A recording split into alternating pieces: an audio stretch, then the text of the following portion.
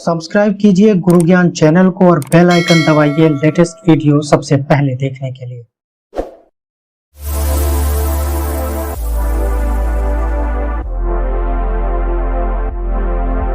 नमस्कार, गुरु ज्ञान आईएएस के ऑडियो आर्टिकल प्रोग्राम में आपका स्वागत है। हमारा आज का आर्टिकल पोषण अभियान से संबंधित है। चलिए आर्टिकल की शुरुआत करते हैं।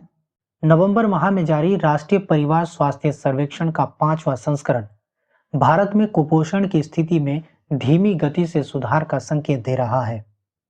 इस समय भारत में कुपोषण की व्यापक तथा गंभीर स्थिति निरंतर बनी हुई है। 5 वर्ष से कम आयु वर्ग का हर तीसरा बच्चा तथा हर 5वीं महिला कुपोषित है। इसी के साथ साथ मोटापे से ग्रसित महिलाओं की संख्या में 1/4 वृद्धि हुई है। बच्चों, किशोरों तथा महिलाओं में एनीमिया की संख्या भी लगातार बढ़ रही है। 6 माह से अधिक आयु वर्ग वाले बच्चों में 10 में से मात्र एक बच्चा इस आयु वर्ग के लिए अनुशंसित आवृत्ति के अनुसार खाद्य पदार्थ अर्थात अर्ध ठोस खाद्य पदार्थों को दिन में 3 से 4 बार सेवन कर रहा है। बात करते हैं पोषण अभियान की। पोषण अभियान समग्र पोषण के लिए प्रधानमंत्री की व्यापक योजना या prime minister's overreaching scheme for holistic nutrition बच्चों, गर्भवती महिलाओं तथा स्तनपान कराने वाली महिलाओं के पोषण संबंधी परिणामों में सुधार करने के उद्देश्य से आरंभ किया गया प्रमुख कार्यक्रम है। इसे राष्ट्रीय पोषण मिशन भी कहा जाता है। पोषण अभियान का मुख्य उद्देश्य प्रमुख आंगनवाड़ी सेवा के उपयोग तथा वितरण की गुणवत्ता में सुधार के द्वारा कुपोषण के अधिकतम दबाव वाले जिलों में स्टंटिंग को कम करना है।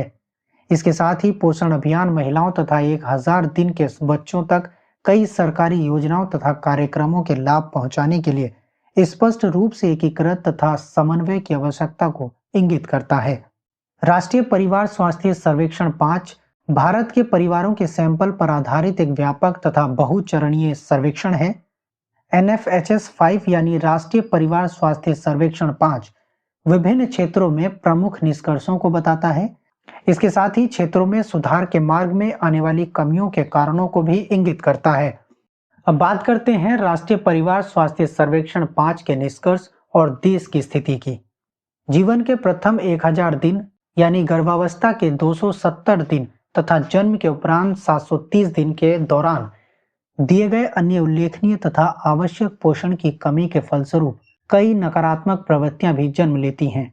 राष्ट्रीय परिवार स्वास्थ्य सर्वेक्षण के अनुसार हमारे पास मातृत्व पोषण से संबंधित कोई नीति नहीं है, परंतु शिशु तथा छोटे बच्चे को स्तनपान कराने के संदर्भ में IYCF नीति 2000 से क्रियान्वित की जा रही है।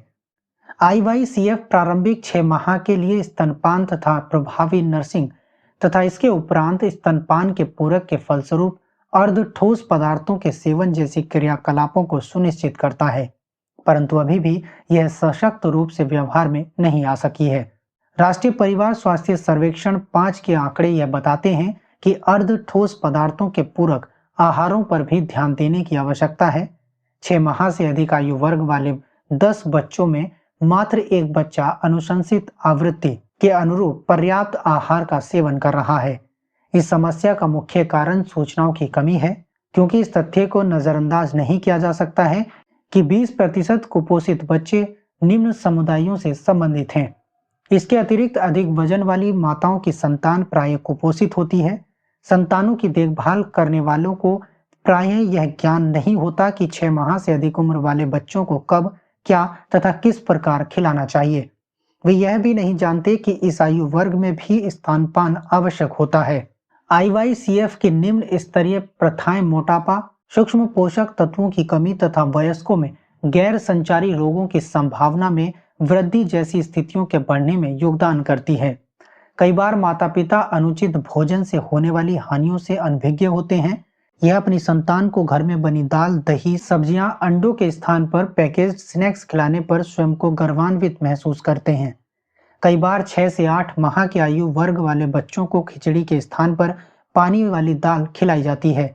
यह कार्य इस गलत धारणा पर आधारित होता है कि 6 से 8 माह के बच्चे अर्थ ठोस खाद्य पदार्थों का सेवन नहीं कर पाएंगे।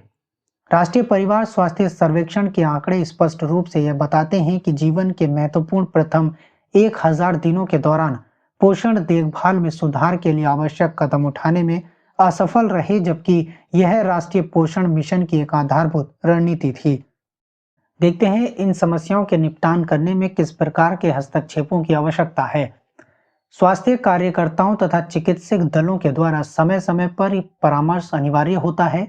इस संदर्भ में एकीकृत बाल विकास सेवा योजना एक प्रमुख कार्यक्रम है, परंतु इसका लाभ देखभाल करने वालों तथा माताओं तक पर्याप्त रूप से नहीं पहुंच सकी है।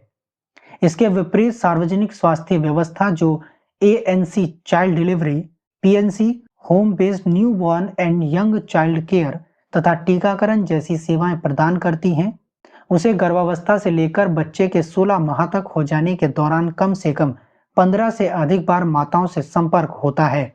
अतः इनके माध्यम से सार्वजनिक स्वास्थ्य व्यवस्थाएं, गर्भावस्था तथा पोषण प्रथाओं को प्रभावित किया जा सकता है। पोषण देखभाल हमारी स्वास्थ्य प्रणाली और ICDS के मध्य रोकथाम और देखभाल की अवस्थाओं में विभाजित है। दोनों में ही यह धारणा बन गई है कि रोकथाम की समस्याओं को सामुदायिक स्तर पर समाधान किया जाना सुविधाजनक है, लेकिन वास्तव में यह धारणा अत्यधिक अव्यावहारिक और ज्यादा समय लेती है। इस समय आवश्यकता है कि सरकार पोषण देखभाल की प्रथाओं और सेवाओं वितरण में अंतर स्पष्ट करने के लिए एक वैकल्पिक पोषण वितरण तंत्र पर ध्यान दिया जाए। नीति निर्माताओं को इसका परीक्षण करना चाहिए कि क्या ICDS के स्थान पर नियमित स्वास्थ्य प्रणाली को पोषण संबंधी कार्यों में नेतृत्व करने का अधिकार दिया जाना चाहिए। प्राथमिक स्वास्थ्य प्रणाली के साथ ICDS के मानव संसाधनों को मिलाने से मातृ शिशु पोषण और स्वास्थ्य सेवा कार्यबल और टीम वर्क सुदृढ़ होगा। यह बाल मृत्यु दर को प्रभावी रूप से कम कर सकता है, क्योंकि भारत की 5 वर्ष से कम आयु के 68% मृत्यु दर का कारण अल्प पोषण है। वर्तमान समय में बुनियादी तथा उन्नत स्वास्थ्य सेवाओं को सुलभ, वहनीय और सभी के लिए स्वीकार्य बनाने के लिए स्वास्थ्य देखभाल सेवाओं से प्रत्यक्ष या अप्रत्यक्ष रूप से जुड़े सभी स्वास्थ्य संस्थानों, शिक्षाविदों और अन्य भागीदारों के एकीकृत तथा समन्वित प्रयासों की आवश्यकता है। सब्सक्राइब कीजिए गुरु ज्ञान चैनल को और बेल आइकन दबाइए लेटेस्ट वीडियो सबसे पहले देखने के लिए।